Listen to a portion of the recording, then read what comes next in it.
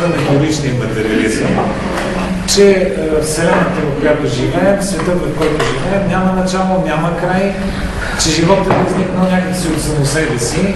Аз лично съм имал като ученик гигантски трудности да разбера, и така и не можах да я разбера, една теория на опарин ми се поднасяше с някакъв бульон и супа ли, тази супа по някакъв начин, не знам си какво ставало вътре, и накрая се появявал живота. И в този дух, нали, са всичките останали твърдения на еволюционистите, които обаче тази схема, без да влизам повече в подробности в нея, се оборва не от нещо друго, а от развитието на съвременната наука. Значи, първото нещо е, физиците отдавна са открили, че материята, така както се развива в пространството, всъщност води към, това е така наречения закон за ентропията, върви към по-голям хаос, към все по-некоординирани движения, което само по себе си означава, че по никакъв начин не може някакви молекули и атоми да се съберат от само себе си така, че да създадат най-напред органичната молекула и след това от органичната молекула пък да възникне живота. Има и нещо друго.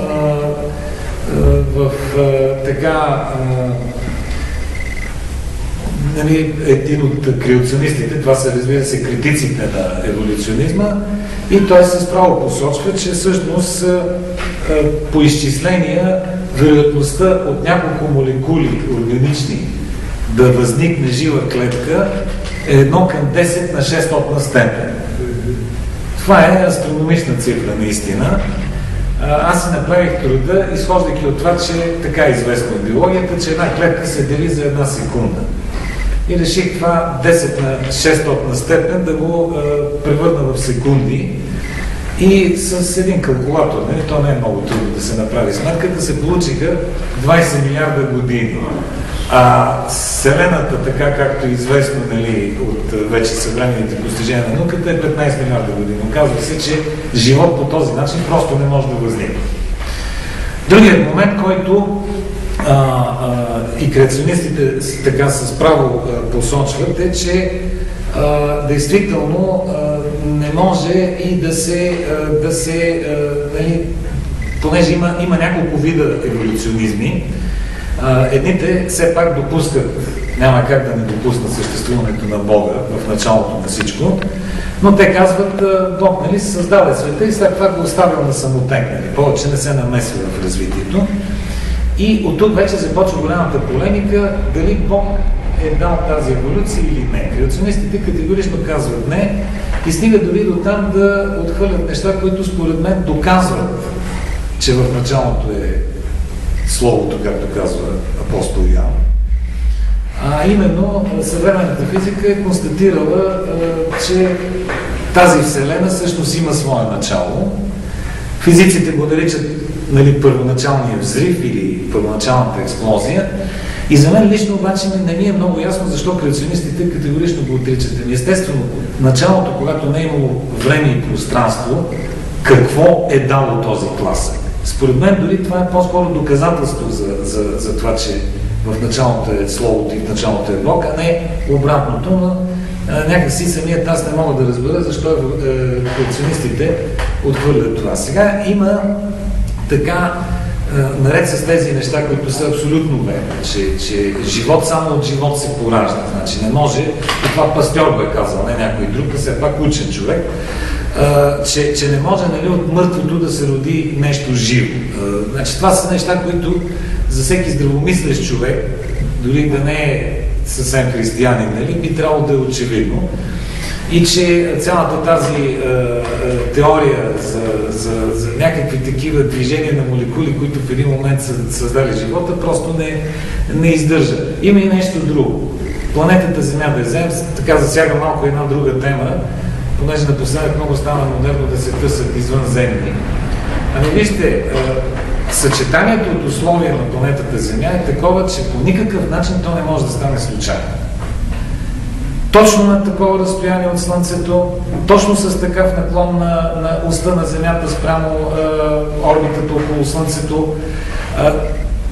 Дори само с 100 км, което не е нищо в космоса, ако Земята се приближи повече към Слънцето с 100 км или се удалечи с 100 км, това може да предизвика такива катастрофални климатични промени, че животът на Земята ги изчезне. Значи, това е с точност до такава точност, каквато само друго не може да бъде, освен божествена тази точност. Значи не може и всички други планети, колкото и да се мъчат да казват, ами има планети, които обикалят около някоя звезда. Първо, какво е излъчването на тази Земя? На какво разстояние от тази звезда е планетата? Все неща, които виждате, че в нашата Слънчева система, където планетите обикалят около една и съща звезда, всъщност единствено на Земята може да се появи живот. Дори да има някакви остатъци от вода на Марс, очевидно е, че там поради отдалечеността на планетата от Слънцето, там не може да възникне живот. Креационистите, наред с тази оправдана критика, обаче стигат според мен и до някои крайности. Едната вече ви казах, отрича първоначалната. Това аз го мисля, разбира се, нали, може тия неща, които да ви кажа, някои да предизвикат несъгласие с някои от вас. Няма нищо лошо в това, аз така просто споделям моите собствени изживявания и мисли в тази насока. Но креационистите казват, нали, отричат най-напред този първоначален взрив. Освен това, те чел съм и такава креационистична литература, когато разглеждаме първите две глави, особено първата глава от Битие. В началото Бог създаде небето и земята и следващата стъпка е отдели водата от земята и водата, и тук е много интересно, водата се разделя от нещо, което в някои преводи, сега за съжаление аз съм неграмотен човек, не знам староеврейски, би било интересно да се види точно там как звучи, но значи там се използват, поне в българските преводи на Библията, които съм чел, едното е простор, а другото е твърд. В Библията на Кинг Джеймс там пише firmament, което би трябвало да се преведе с твърд. И казват, нали, това разделя вода от вода. Какво трябва да разберем по това нещо? Креационистите казват, е имало един тънък метален слой, това съм го чел, което пак почва да звучи малко като научна фантастика. И може би не до там научна. Тънък метален слой, който е отделял едната вода от другата и когато настъпва потопа, там понеже наистина има един израз небето се продъни. И те казват, значи тогава Бог, понеже за да накаже човечеството за неговите грехове, наистина разваля тази преграда и така рупва водата отгоре. Но фактически, и тук може би дърпа малко чергата към себе си, за да разберем добре Словото, това, което пише в Библията, мисля, че е много важно да се знае към какви хора в кой момент това Слово е адресира. И в случая има един такъв момент, значи първото нещо, което трябва да се има предвид, вода от вода. Ами във въздуха знаете, че водата е някъде 60-70, понякога път стига дори до близо 90%. Ако е много влажен въздуха, над 90% е вода в този въздух. Значи става дума за отделяне на това, което е водните басейни и океани и въздуха, който също е вода. Но има и нещо друго, което специално, нали, така, просто като хипотеза го подхвърля, но става дума за следното нещо.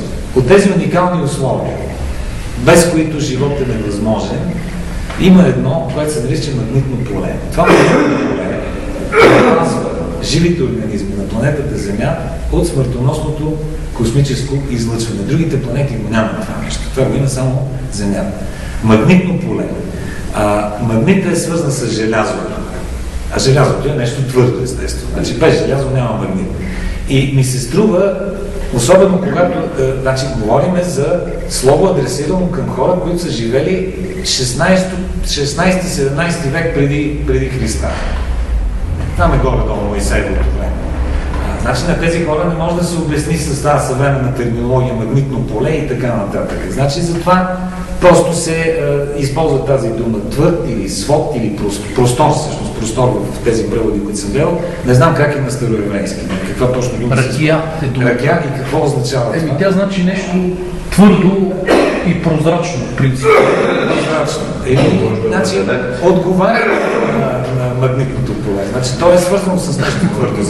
Желязото, освен това е нещо, което можем само с железни предмети да го усетим, че съществува. Интересното е, че златото, например, повечето благородни метали в чистото си състояние са прозрачни. Значи те скафандрите на те, които скачат на луната, американците, те са с злато отпред. Обаче те се виждат. Той е вероятно и за да ги предпазва от тези смъртоносни значения. От радиацията. Не са често Както и да е. Така. Но това е единият момент. И другият вече свързан, и тук така бих искал малко да разсъждавам също. Дори креационистите признават, всъщност те дори си казват, че това е един от основните им аргументи и аз съм съгласен с него. Оказва се, това е науката информатика, една сравнително нова наука, която потвърждава, че всяко нещо, не само живите организми с техния генетичен код, но всяко нещо носи в себе си една информация, която се предава. И която естествено тази информация не може от само себе си да бъде създадена, тя е създадена от Бог. И тя, просто иначе не можеш да стигнеш до първоизточника на тази информация. Всъщност, търсейки първоизточника на информацията, ти неизбежно стигаш до Словото, стигаш до Бог. И от тази гледна точка, така ми се струва, че биологичната еволюция, която сме изучавали, разбира се, може би не в точно този вид, в който сме изучавали в училище, но това е също една информация, това е един код. Предварително, ако си служим със съвременната терминология, просто всичко е предварително програмирано. Включително и еволюцията. Направи ми впечатление, поправете ме, ако нещо греша, но ми се струва, че някъде имаше по новините тази информация, че Светият престол е оповестил, че теорията на Дарвин не е несъвместима с Светото писание. Това, разбира се, не означава непременно, че тази теория е вярна. Просто означава, че е допустима. Значи, че тя не е несъвместима. Вече нещата от този ъгъл, от генетичния код. Нищо чудно, някакъв жив организъм. Дали ще го наречем маймуна или нещо друго, но то е било предварително програмирано именно то да се превърне в човек, да създаде Бог човека по свой образ и подобие, както пише в глава 1. И това на битие. И в глава 1 на битие, това, което ми прави впечатление, че там има горе-долу същата последователност, когато вече говорим за организмите, която общо взето се споделя и от еволюционистите и изобщо от биолозите. Значи най-напред са растенията, след това са живите твари обаче в морето. Едва след това са тези, които са на сушата и накрая, разбира се, като венец на всичко това е човек. Самият факт, че се дава такава последователност, посочва, че наистина двете неща не са несъвместими. Просто абсурдното, което креационистите с право отхвърлят, е да се твърди, че това е станало от само себе си някакси. Няма начин да стане от само себе си. Оставено само на себе си, всичко върви към хаос. И ако говорим пък вече за животинския свят, животните, които са оставени сами на себе си или изолирани, те дори се израждат, отиват към нещо по-нише, колкото е било преди. Значи тук е много важно именно генетичния код и предаването на тази информация, а първоизточника на тази информация вече очевидно не може да бъде друг, освен Бог. Има обаче и този момент е много любопитен, втора глава на битие. Там изведнъж като че ли попадаме на някакъв съвършено различен разказ. Значи, при първа глава си е подредено, отговаря всичко, потвърждава се от науката. И изведнъж във втора глава на битие започва един съвършено друг разказ, където основните неща са обаче следните. Все пак, може би да се спре на една предна информация, която за мен е най-съществената в тази втора глава. Едната информация е, човек е направен от кал. На едно общество преди 3600 години не може да му кажеш, както днеска бихме казали, че човекът, което е абсолютно верно, човекът е, организмът на човека от същите химически елементи, от които и кълта. Значи, то е същото. Същите елементи са. същите вещества са. Другият много важен момент там е,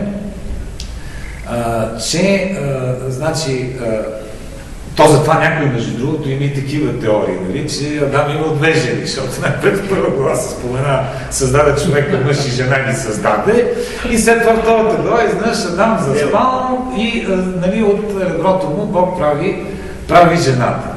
Но посланието тук е, според мен, основното, същественото в това послание, и то така и завършва тази глава, е, че мъжът и жената са от една плът. И дори се казва накрая, затова казва, заради жената, нали, преразказва малко по памет, но заради жената човек напуска и майка си, и баща си, отива да живее с нея. С жена си отива да живее. Днеска така, дори препрочетох отново тези две глави и гледайки втората глава, се сетих, че в Библията е пълно с притчи, с приказки, с алегории, с които, чиято цел единствено е да даде основната информация, която според мен от втора глава е именно тази, че мъжът и жената са една плът и че човекът да не си въобразява, че нещо кой знае какво, без това, което вдъхването, това е също много важно, значи точно във втора глава се казва, че Бог вдъхва духът в човека, че без този дух човека не се различава от кълта. Значи, това са със същите елементи, същите вещества, значи няма никаква разлика. Така, дори си направих няколко сравнения, включително и това, което чухме сега, нали, от Евангелието на Лука. Това пак е една алегория, която Исус използва. По-лесно е камила да мине през игни уши, отколкото богат да влезе в Царството Божие. Да не говорим за останалите притчи на Исус, които са точно такива. И някакъв разказ върви, но накрая винаги има някаква поука, нещо, което е синтеза. И тук в случая, гледайки втора глава, на мен ми се струва нещо такова. Значи, не се казва точно как е станал, как е създаден човека, но има един разказ след първа глава, в който няма, нали, точно подробно да се описва. Има един разказ във втора глава, който обаче носи друга информация и на него акцента му е друг. Примерно нещо, което аз и до сега не знам какво да мисля за него, но е изключително интересен момент, пак е от Битие, когато Яков се бори с Бога. Но там също има накрая едно, както, нали, всъщност тези приказки, които ние от деца ни разказват бабите, те са на същия библейски, същата библейска структура. Значи има някакъв разказ и накрая поуката каква е. В случая тук поуката казват, понеже, нали, са си добрели тук някъде при ставата на кръка, докато Яков се бори, нали, с измествано ставата, да, и от тогава, нали, извода, от тогава, нали, казва, евреите ни ядат от тази жила на ставата. Сега, не знам какво да мисля, това е един от най-странните моменти изобщо в Стария Завет и в Битие, както и факта, че Яков с измамите, които прави, не е, нали, най-светлия пример за подражание, че Израил всъщност означава богоборец и всъщност, ако говорим за първи еврей, той може би чак Яков, а не Аврам, както някои си мислят. Аврам все още не е първи еврей. Не Аврам. Моля? Аврам ли се смята, че? Ако Бог говори лично от човека, вече това е Аврам. Добре. Значи тук няма да споря с хора, които са много по-подготвени от мен, но става дума, че това, което, нали, и вече всичките останали разкази, притчи, както се наричат, пророците имат страшно много, Соломонови притчи има. Винаги, когато се разказва една такава история, се накрая завършва с някаква пука. На мен ми се струва, че втора глава от Битие е по-скоро такъв жанр, такъв текст. Иначе, действително, аз всеки ден, дет се казва, се убеждавам, че това, което пише в Библията, е най-точно и най-изчерпателно казано. Че всичко друго е някаква не особено задоволяваща ми имитация и хипотези, и нали, става дума и за разни други, нали, както и имало, между другото, тук си говорихме преди малко, за това, че действително някои от мотивите ги има и в други религии, което обаче не, това особено атеистите го използват, за да кажат, ето, нали, всъщност какво е Стария завет. Особено това е един преразказ, нали, на неща, които има и в другите религии. Всъщност, по-скоро аз съм склонен да смятам, че в другите религии е дошла някаква част от истината в много изкривен вариант. Докато в Словото нещата са казани вече ясно, точно и са по местата си. Така че в цялата тази полемика между еволюционисти и креационисти, аз смятам, че еволюционистите, разбира се, трудно може да се съгласи човек с тях, но креационистите също като че ли на моменти изпадат в една такава крайност. Сега има нещо друго, пак съвременната физика едва го открива, и това като че ли заедно с някои други открития на науката от края на 19-ти и началото на 20 век създава предпоставки за един много по-лабилен свят през 20 век. Става дума, че към края на 19 век хората са били убедени, че светът е материален. Като под материя се разбира нещо, което има маса и три измерения, височина, дължина и широчина. Но изведнъж към края на 19 век, особено когато се открива, че светлината, защото според класическата Нютонова механика, едно тяло отдалечава ли се от тебе, значи и изпраща нещо към тебе, то трябва да се извади скоростта на тялото, което се отдалечава, плюс скоростта на това, което върви от това тяло към тебе. Със светлината това се оказва, че не е така. Светлината, независимо дали тялото се отдалечава или приближава до тебе, светлината има една и съща скорост, 300 000 км в секунда. И на тази база вече започват, и особено вече пък търсенията, да се намери това от чисто материалистични побуди. В науката много често откритията се правят от човек, който е тръгнал от абсолютно погрешни първоначални позиции. Да. Абсолютно погрешни, обаче в един момент се натъква на нещо, което не е очаквал да намери. Векове наред физиците се опитват да намерят тухличката, това, което изгражда цялата материя. И търсейки тази тухличка, изведнъж стигат до потресаващото откритие, че такава всъщност няма. Че това, което е в основата на материята, е едно повече или по-малко временно равновесие между сили. Че там всъщност имаме вече енергия. Електронът, който е на границата между енергията и това, което наричаме материя, има маса само ако е неподвижен, а електронът никога не е неподвижен. Той се движи и затова няма и маса. И от тази гледна точка вече се оказва, че светът далеч не е онова, което са си представили героичните материалисти от 18 и 19 век. Другият момент е свързан вече с човешката психика. Става дума за откритията на Фройд, че съзнанието е някаква тънка граница, подсъзнанието е истината, обаче това подсъзнание прави нещо, което всъщност той на базата на наблюдение върху психично болни хора стига до нещо, което в Светото писание си е казано съвсем ясно, че човекът има свободна воля, и това е пак отново в първите глави на Бития, когато човек избира да яде от забранения плод. Да, със свободната си воля, между другото, на това се дължи факта, че всеки един от нас е грешен, защото щом има свободна воля, ти не можеш да не грешиш. Просто няма начин да не грешиш. Винаги ще сбъркаш някъде. Но така или иначе, това също внася един смут, който се посреща обаче по различен начин. Значи това, че няма материя в онзи героично-материалистичен смисъл, че това е всъщност някакво не до там, сравнително устойчиво, бих казал, равновесие от сили, се посреща от ярост именно от последователите на Карл Маркс и Фридрих Енгелс, и на първо място от Ленин, който пише по този повод, след като Айнщайн си излага своята теория на относителността, пише една книга, една статия всъщност, която се нарича "Материализъм и емпирокритицизъм", трябва да ви кажа, че това е произведението на един психически болен човек. Значи, това просто не може нормален човек да го напише. Той каквото и да пише, той от него изригва някаква такава нерационална, по някой път дори плашеща омраза. Плашеща омраза.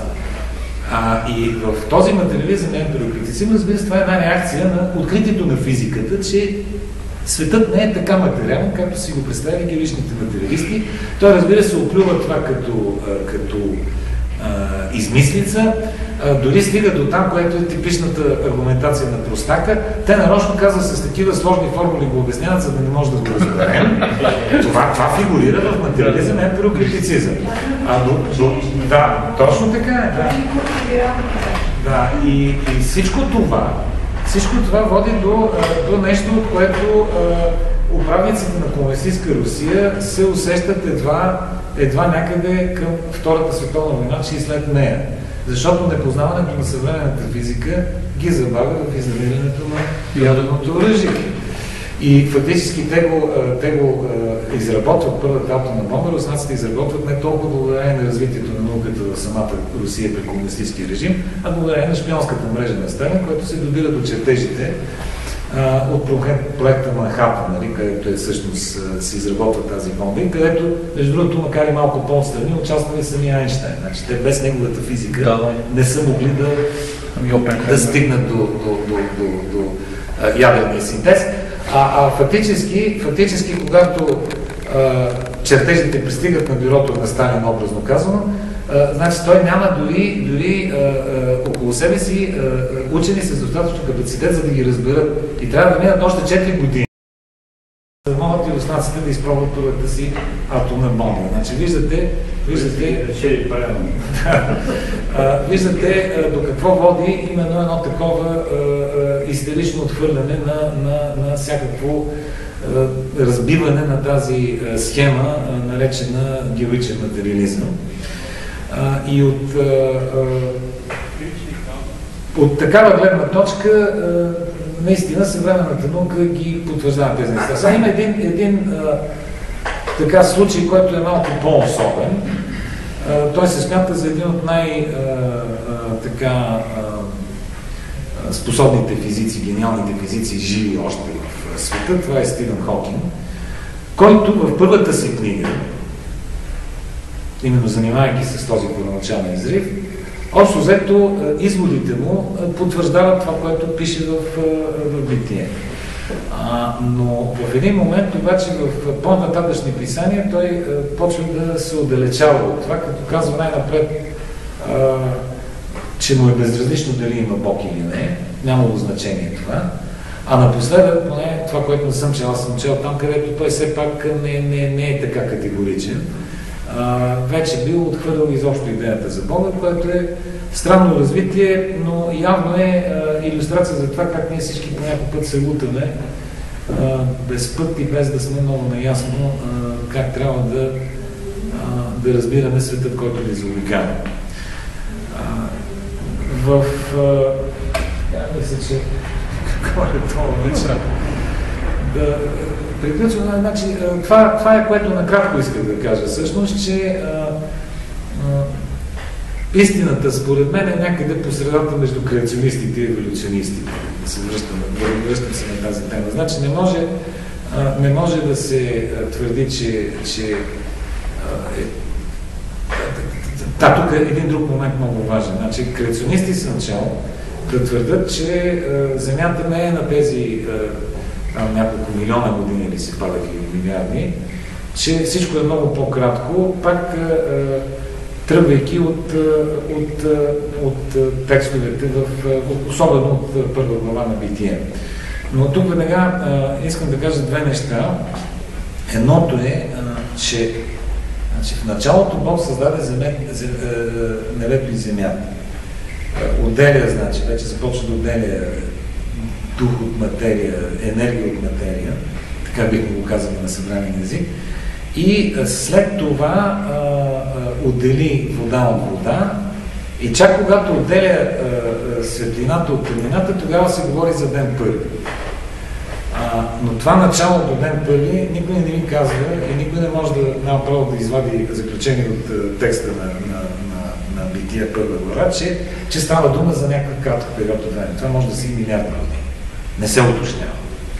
Другото нещо, което е много съществено, и това в King James Bible го посочват, ден в какъв контекст и как се използва. В цялата Библия.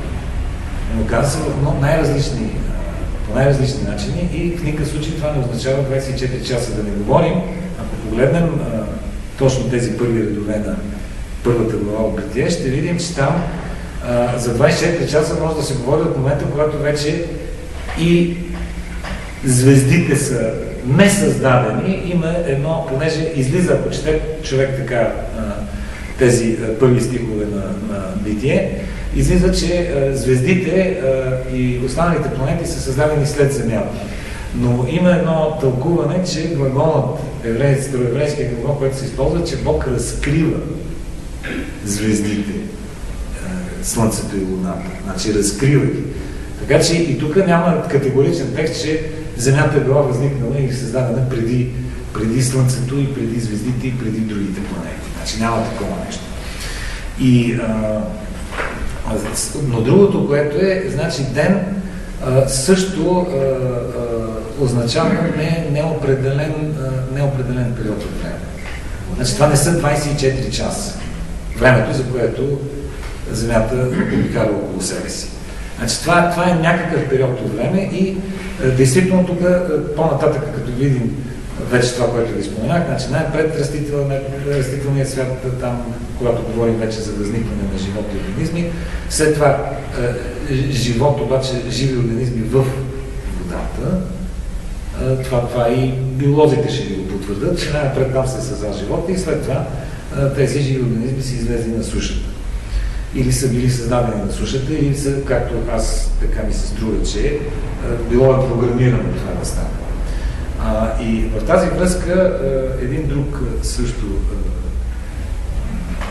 момент, който не бива да се изпуска, значи това е, че говорим за тези неопределени периоди време, за разкриване на небесните тела и също така за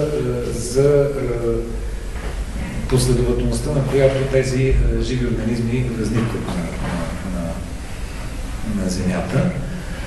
Естествено, че значи това, че живота най-напред се създава във водата, е свързано с един друг уникален феномен, който също по никакъв начин не може да се обясни с някакви случайни движения на атомите. Водата е единственото вещество, което в твърдо състояние е по-леко, отколкото в течно състояние. Представете си, ако водата беше както всички други вещества, в твърдо състояние по-тежко, отколкото в течно, тогава заледяването нямаше да бъде от повърхността, започва отдолу. Живота би бил невъзможен тогава във водата. Това трябва да е отгоре по-леко, тънката кора лед, която може да стане и много дебела, но тя именно пази и закриля живота. Така че прекалено много от нещата са до такава степен с такава, как да кажа, космическо-вселенска точност, финна настройка направени, че това не е по силите на човека, това само Бог може да го направи. И с това завършвам. Благодаря за вниманието.